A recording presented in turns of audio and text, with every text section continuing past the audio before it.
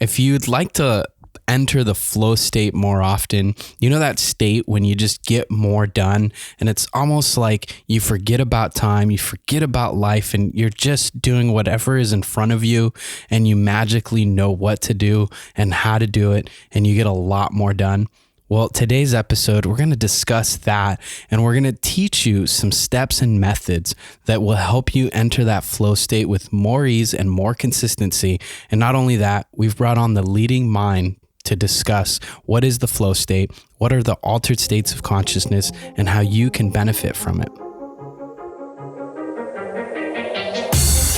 Welcome to Thriving Launch with Louise Congdon and Kamala Chambers, the show for heart-centered entrepreneurs who want it all. 5 days a week, we bring you different segments to inspire you to live a life of freedom. We interview the leading experts in the field of business, health, and love. Be sure to check out Training Tuesdays, where we give you a clear action plan to grow your own business. How would you like to be able to interview world-class experts, sit down and have chats with people like Jack Canfield, Marianne Williamson, Robert Kiyosaki, Tim Ferriss, you name it? Would you love to interview other people that you really admire and consider to be your heroes? Well, we've created a course for you that teaches you how to podcast, how to set it all up, and how to get going so that you can really have a successful show and you can do it properly. Over at thrivinglaunch.com, we have a podcasting course, and it's there for you, waiting for you to snatch it up. So head on over to thrivinglaunch.com and let me teach you how to podcast the right way. Stephen Kotler is a New York Times best-selling author, an award-winning journalist, and the co-founder director of research for the Flow Genome Project. He is one of the world's leading experts on ultimate human performance. All right, Thriving Launchers, we are here with Stephen Kotler. Stephen, are you ready to launch? Ready for launch, Captain. I love it. You know, one of the things that I love about your work is that you've really tapped into something that's extraordinary, and you found a way to give language to it. You've become one of the leaders in talking about flow states and high performance. And now you have this new book, Stealing Fire, which I'm very excited about.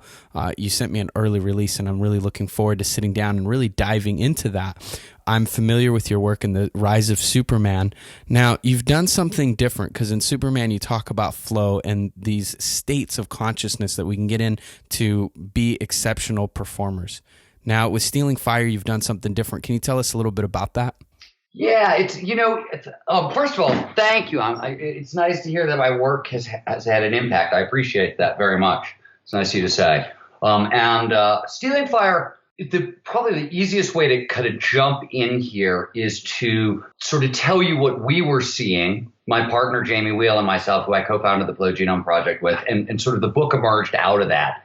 And after Rise of Superman came out, we were spending a tremendous amount of time running around the world talking about flow, which is an optimal state of consciousness where we feel our best and perform our best. It's a non-ordinary state of consciousness, to use kind of the technical term. And it didn't matter where we were. We could be with the Navy SEALs. We could be in Silicon Valley. We could be with a Fortune 500 company. After we were done presenting on flow, people were thronging up to us and they were saying, flow is great, but it's a phenomenal tool for high performance. But we're also, our whole team is going to silent meditation retreats on a regular basis, or we're all microdosing with psychedelics to improve our creativity on a regular basis, or we're all going skydiving to produce even more flow on a regular basis. And it went on and on and on. And we started to realize that sort of wherever we looked, people were starting to utilize a full suite of kind of non-ordinary states of consciousness to radically improve performance. And my partner, actually, Jamie Wheel, started to say, hey, this looks a little bit like a revolution. And I, of course, was like, well, not so fast. Let's kind of work the numbers and see what we can find. And the deeper we dug and the more we dug, the bigger this revolution started to grow, until we realized that that was actually an apt term in terms of what's going on in the world today. I really want to hear a little bit more about how non-ordinary states of consciousness are affecting our productivity. Well, let's back all the way up to William James. William James was a Harvard psychologist, philosopher, physiologist, physician, considered by many kind of the the founder of kind of American psychology. And in 1902, William James noticed he had been doing like a 30-year global study of what he called, quote unquote, mystical experiences, which was his catch-all term for a whole bunch of different altered states of consciousness. By his definition, the term referred to everything from awe and flow states to meditative and contemplative states to psychedelic states to things that if we don't call them mystical, we at least call them mysterious, like out-of-body experiences, near-death experiences, trance states, and the like. And what he noticed way back when is it didn't really matter what technique you were using. It didn't matter if you were talking about a Buddhist monk meditating in a cave, a Midwestern Quaker at a Quaker prayer circle, a shaman on psychedelics, or even a philosopher having a kind of a moment of aha insight. The feeling produced, sort of the F of the ineffable, was very similar, and that feeling had real impact. He pointed out way back then that, first of all, in these states, they seem to unlock incredible levels of insight, intuition, inspiration, creative problem solving, take your pick. And afterwards, people were fundamentally different. Their lives were richer. They had more meaning. They felt more alive. These states seemed to heal trauma, reduce anxiety, a whole host of stuff like that. And it turns out James was exactly right. And we've spent really the past 100 years proving that to ourselves over and over and over again. I think it is safe to say that the fact that altered states of consciousness are incredibly good for us has become one of the most well-proven facts in psychology. It's backed up by 50 years of data from neuroscience and 30 years of data from a half a dozen other sciences. Is there a common thread between an altered state and what creates the most productivity? Or is it really individualistic? Does it depend on who the person is, what state works best for them? Well, so first I want to back up. Productivity is a funny word. For example, we know because McKinsey did a 10-year study on top executives, that top executives in a flow state are 500% more productive than normal. Now, what is actually under the hood of that productivity? Where does that come from? That's an interesting question. Productivity is a very weird thing to measure. A lot of people argue it's accelerated learning, it's heightened creative problem solving, it's heightened motivation. All of those things, whether it's learning, creative problem solving, or motivation, all of those things are heightened by all the states of consciousness we're talking about. And there's a reason, by the way. This isn't just a grab bag of states of consciousness, even though it sounds like one. What we've discovered over the past really 10 to 12 years as neuroscience has really started to come of age is that when you dig under the hood of these experiences, they really are roughly the same experiences. The same kind of knobs and levers in the brain are being tweaked. So it's not one-to-one, but it's roughly the same. Now, with that said, to get to your question, does this stuff differ individual to individual? I think so, right? And a lot of people seem to think so. What we know about genetics seems to suggest that is true. What we know about the nurture side of the argument or the epigenetic side of the argument also seems to suggest it's true. But I don't know if anybody's exactly looked at it, especially under the question of productivity as you phrased it. So it's a cautious yes to your question, but I want to try for some accuracy, especially at the start of this conversation. I think that's important. One of the reasons I ask that is, I'm always looking for the way that I perform the best, where I actually can tap into those flow states and get the most done and in the most enjoyable way possible, right? So, one thing that I really found works well for me is I use coffee in a controlled way. I take one shot of espresso with a really epic, deeply emotional playlist and a very busy environment. And I combine those three things, and that's where I get the most productivity, where I can really get into those states for long periods of time. But that's not going to work for everyone, right?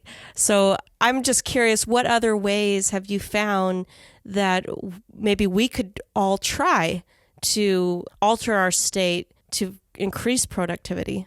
Well, if you're aiming directly at productivity specifically, on a certain level, you're aiming at flow, but let's sort of start at the beginning and talk about why your exact hack happens to work for you. Coffee's a focusing mechanism, raises energy, drives focus, actually drives some of the same neurobiological changes that the altered states that we're talking about drives, sort of primes you.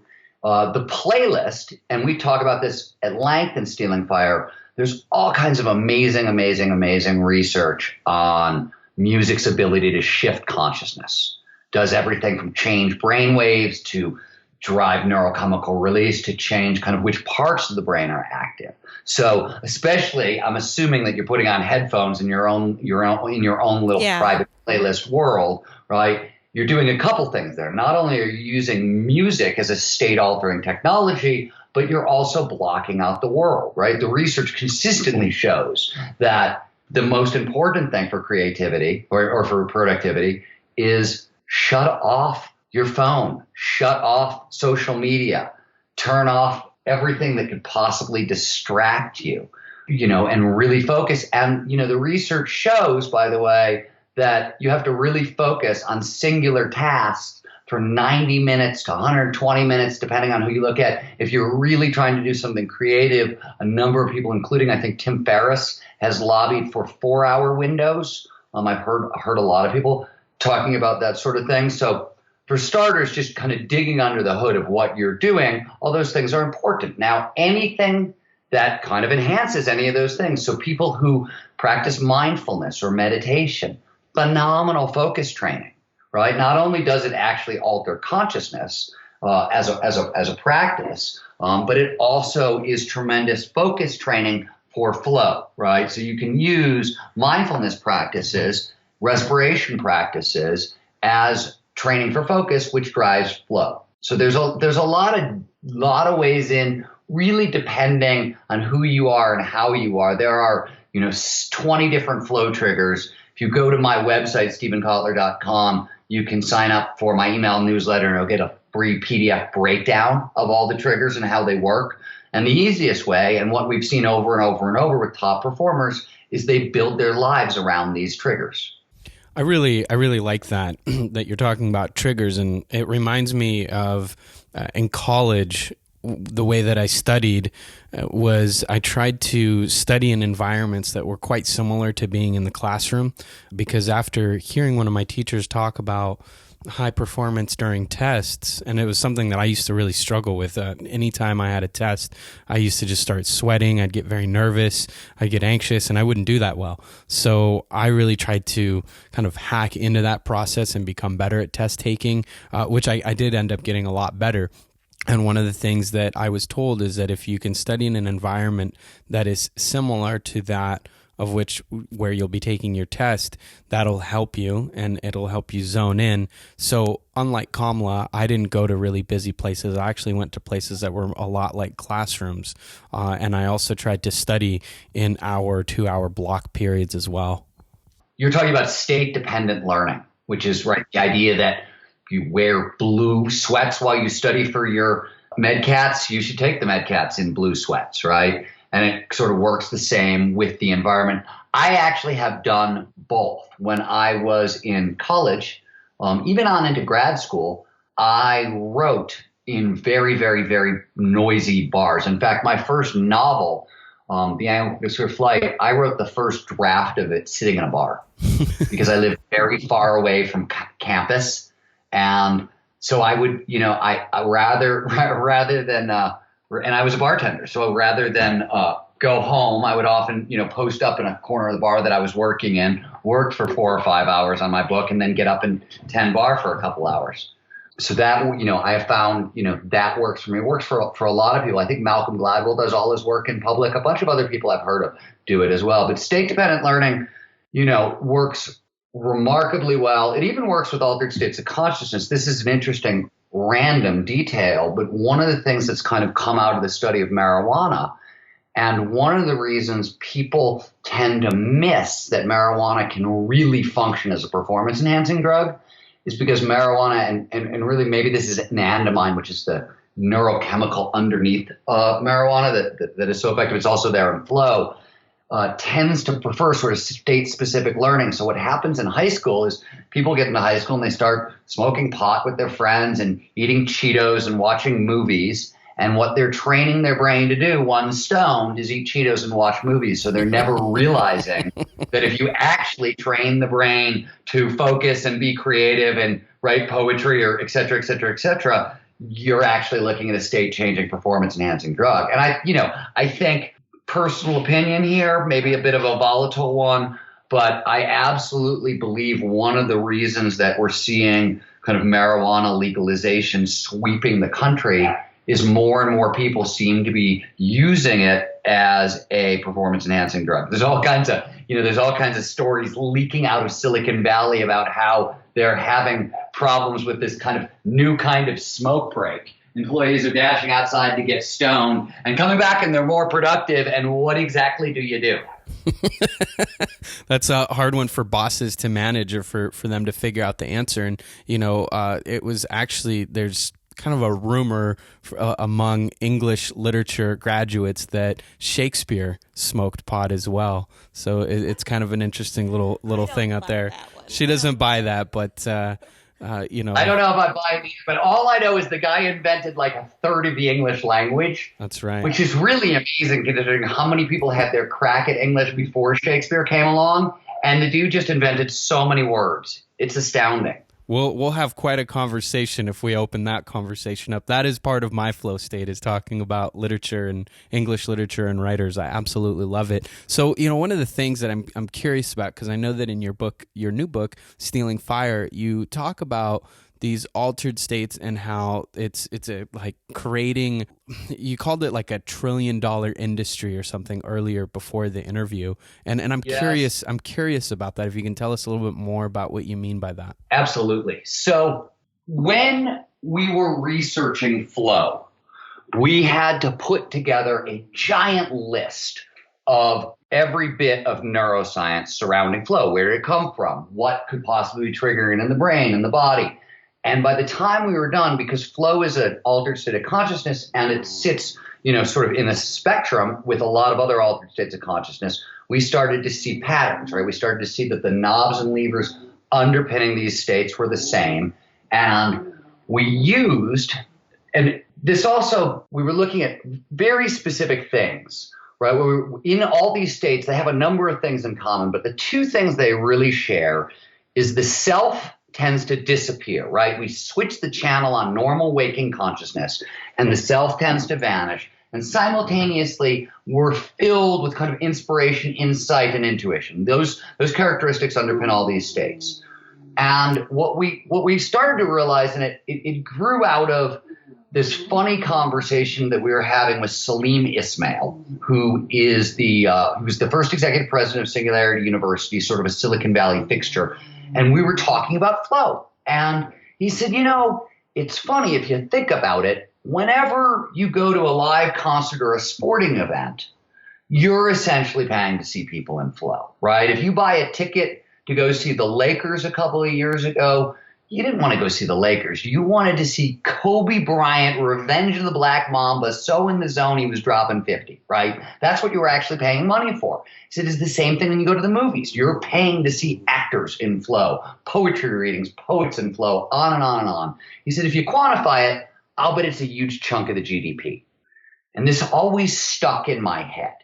And when Jamie and I were kind of running around the country and seeing all these other people utilizing altered states of consciousness, all of these other kinds of altered states of consciousness, it got us curious. We decided we wanted to start to put some numbers around it. How much money do people spend trying to turn off the voice in their head and unlock this level of inspiration? And we had the neurobiology underneath the processes. And using this screen, it allowed us to kind of filter across different domains in society. And we started to make a calculation of how much money people were spending on this stuff. And we looked at, both kind of every which way people could possibly going about altering their consciousness. And we called it the altered state economy. So, we started with the really obvious, like the $2.3 trillion people spend on illicit drugs, right? And then the 182 billion people spend on psychoactive pharmaceuticals. But we also looked at all the things people try to alter their state of consciousness. So psychology, coaching, self-help,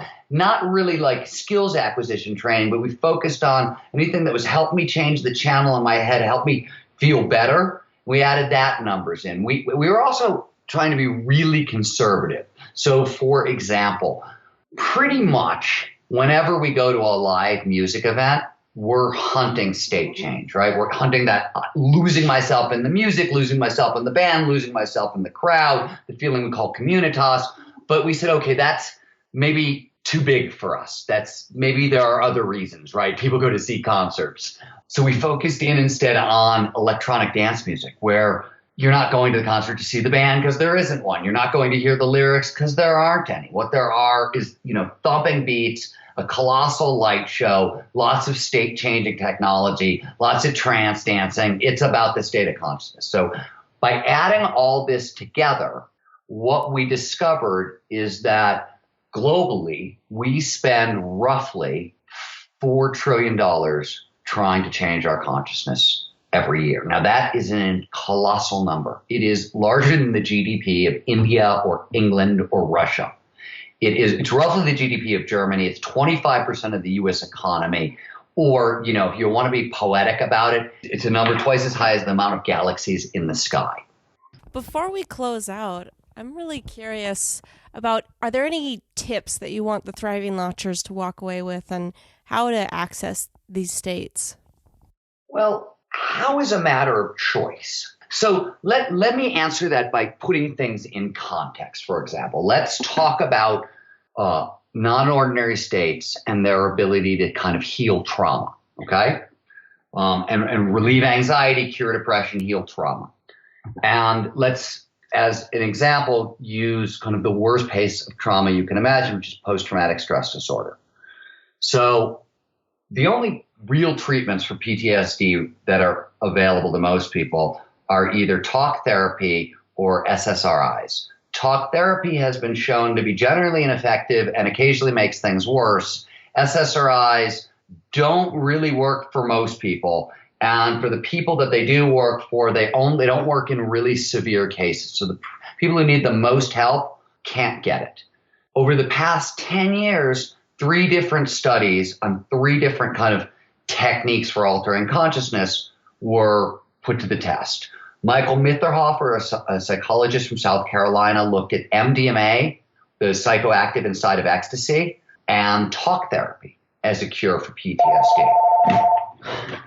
And what he discovered is that as little as 1 to 3 sessions with MDMA was enough to overwrite PTSD in Iraq and Afghani war veterans and victims of sexual abuse and child abuse. Amazing finding, astounding finding. A couple years later, they repeated that same study at Camp Pendleton in California. This time, instead of using a psychedelic to trigger a non-ordinary state of consciousness, they relied on surfing plus talk therapy. Surfing is a reliable flow trigger. It's essentially the same protocol they used with MDMA, with surfing substituted. What they found is 5 weeks of surfing was enough to pretty much overwrite PTSD and get people off their meds. They then reran that same experiment with meditation, and they found that 1 month of meditation produced the same results. So what you have is 3 different techniques with 3 different levels of risk and 3 different time scales available. So though it's really a question of how much risk do you want to take personally and professionally, and what's your time scale? Do you want it now? Are you willing to wait a long time? As a general rule, you can go A to B faster, but you have to try something riskier along the way. You can get there a lot slower, same place, same outcome, but, less risk. So, as far as tips and tricks, if you want, please go to my website, sign up for my emails and newsletter, go to the flowgenomeproject.com and take our free flow profile. which is exactly what you're looking for. It's a traitology. It says if you're this kind of person, you're likely to find the most flow in these directions. Those are resources that are available to everybody for free. For a kind of a longer, detailed, really drawn out look, you can take a look at The Rise of Superman or Bold or Stealing Fire. So it's out there. Those are all great resources, and Thriving Launchers, we have that for you at our website. If you wrote down or you're in front of your computer, go ahead and visit Stephen's websites now. Feel free to do so. But also, if you don't worry about it. We have everything over on our resources over on our website. Stephen, I was hoping that you were going to give me a reason that doing drugs was going to be okay, but the moral of the story is don't do drugs. You can have it the safe way through meditation or surfing. If that's the moral you want to go towards, bless you. Absolutely. You are doing a better job than my publicist. I think that the message was a little misconstrued there. I just want to say, as a testament to this, I started off at a young age, real quick, that I did a lot of hallucinogens. I smoked weed. I drank alcohol and all of that. Then I decided to quit all that and really go into deep realms of altering consciousness with meditation, breath, movement, and those kind of things. And I found that actually I was able to sustain those states for longer periods of time with more clarity. And so there's my little plug into not doing drugs. Towards that end, the thing I'll leave you with is that's really what the research is showing, is that combining these techniques, whatever it is, right? As a writer, I spend a lot of time combining, action sports as triggers for flow with kind of, long periods of intense concentration when I'm writing. I bounce back and forth, and one feeds the other, and I have a meditation practice and a yoga practice and, on and on. And I think that's true with high performers everywhere. I think one of the clearest findings of the 21st century is that to unlock the skills we want most, creativity, collaboration, cooperation, reduced anxiety, take your pick. The reason we're so bad at this stuff is we've been sort of going at them trying to train up skills, and what we really need to be training is states of mind. We've been here with Stephen Kotler talking about altered states of consciousness affecting productivity and living better lives, really. Thank you so much for tuning in, everyone. Keep thriving.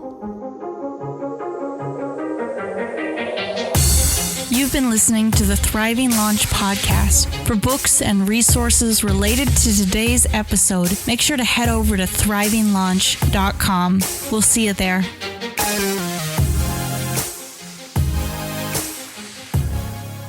In the next episode, we're going to be talking about how to create transformation in really easy and bite-sized ways. So be sure to tune into that. Also, if you've enjoyed this episode, leave us a rating and subscribe on your favorite place to listen to iTunes. It helps.